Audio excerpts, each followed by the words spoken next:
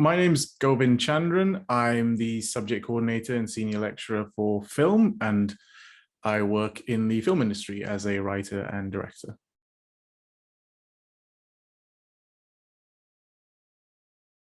So I've been getting students involved in the work that I do just over sort of 11 years now. I think I sort of trialed it in 2011 the first time. The most recent one was a short film during the actual lockdowns itself. So there was a lot of difficulty sort of sorting out permissions, and this was during the sort of first and second national lockdowns. And what I try and do is essentially bring in some alumni who are currently working in the industry and alumni who've got some good expertise, and sort of partner them up with existing students at the time. So it's usually someone who's graduated 3-4 years ago, working with someone who's currently in their second or third year, sometimes even first years. So the most recent one was a short film like that, that's won about 25 plus film festivals and came in semi-finalist at the Rhode Island International Film Festival, which is an Oscar qualifying festival. So it's great for everyone involved. It's great for me. It's great for the cast and crew. We sort of get to interact with people across sort of that, I don't want to say generational, we're not that old, but student-wise, that generational kind of gap, and share that expertise. Plus, the alumni kind of know where the current students are coming from, having been there themselves. So there's quite a nice sort of synergy there.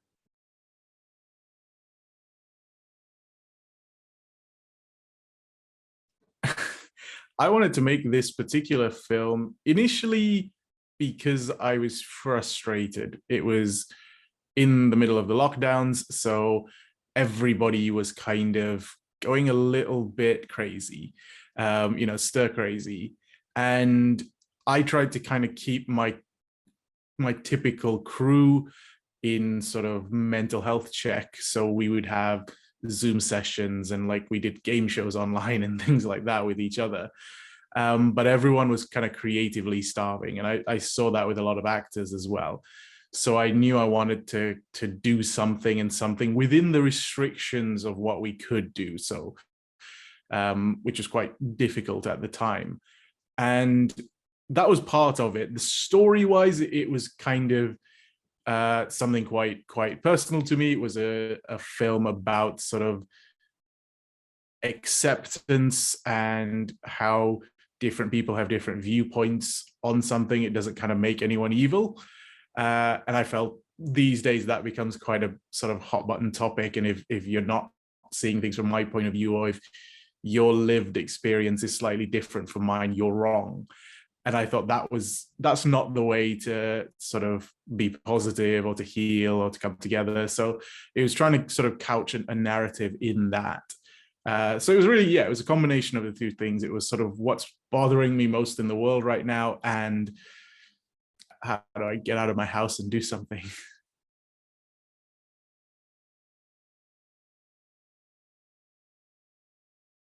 I've been getting students involved in my work because I was a student. I was a student at Brookes as well.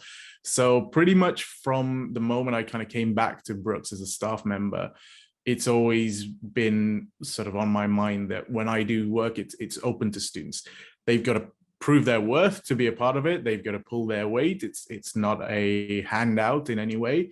But I appreciated that, and I got to learn from some really cool people when I was a student, and it is the thing that I think frustrates a lot of student filmmakers a lot. So where possible, I've always sort of tried to provide that opportunity for what I'm doing. So that's kind of the onus of bringing students in.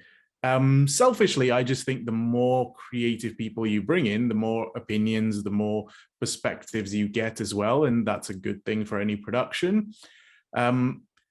What they do kind of varies. So as much as, the production runner job is always there. So if you do need people, students are always sort of good for that kind of job.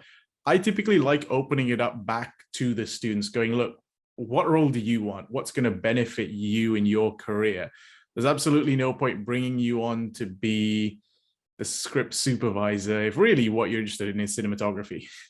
You're going to be bored. Fine, you'll make some contacts, you'll meet some people, but that's not really what you want to be there doing. So it's really about talking to students and going, okay, what is it your interest or your area of interests are, and does that fit into this production? If it doesn't, then production assistants are always, as I said, always useful, but it really varies depending on what they want. So on this particular project, we had students in jobs ranging from assistant directing to working in the sort of art department, so working with costuming, props, that sort of thing. And then we had a couple of production runners as well. And we had another graduating student literally just graduated, come in and work on the sound department as well.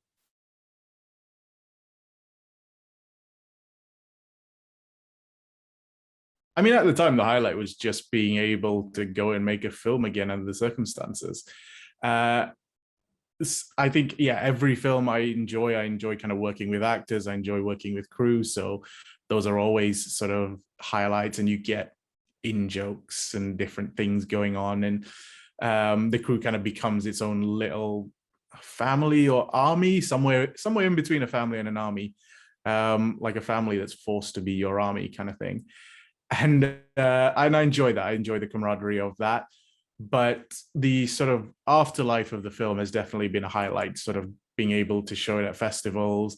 It has strong LGBTQ themes as well, and it's actually been screened in countries where it's still illegal to be gay, for example. So actually, for me, that's been a great thing. That kind of opens up dialogue. It shows that people are willing to have some conversations because of how we've couched a discussion within entertainment, rather than just let's open up this debate, which otherwise would have been banned in some of those countries.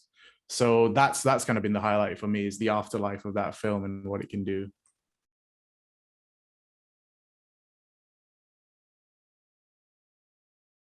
I learned I don't want to be back in a lockdown. I learned that a lot more trust than I normally would have, because of the nature of how it was filmed. So we couldn't actually watch the actors do it live because of the social distancing elements that had to be there. So we had to do a lot of rehearsal, trust that everybody had everything rigged and was doing their job perfect, and then kind of yell action and then wait till the whole thing's done, then review it. So there was no live interaction. There was no you seeing it. And, when we call cut, we go and retrieve the camera, put it somewhere, and then that person goes away. Then I walk over and I review the footage, and everyone's waiting to see how my reaction.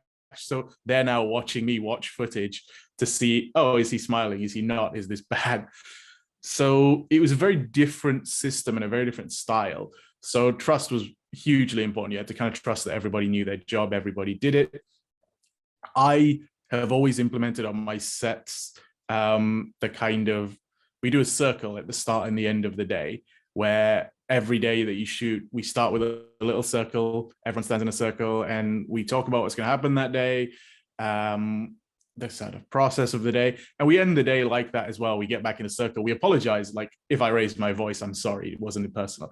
If you did anything that you feel you need to apologize for, that's when you kind of bury the hatchet for that day as well. And it's always been a thing I've done on sets, just as a sort of a nicety, but it became so much more important. And I kind of learned how much people kind of appreciate stuff like that as well, because I think working under very, very different and stressful circumstances, it kind of, mental health on set became a very big and important thing, and an important lesson, really.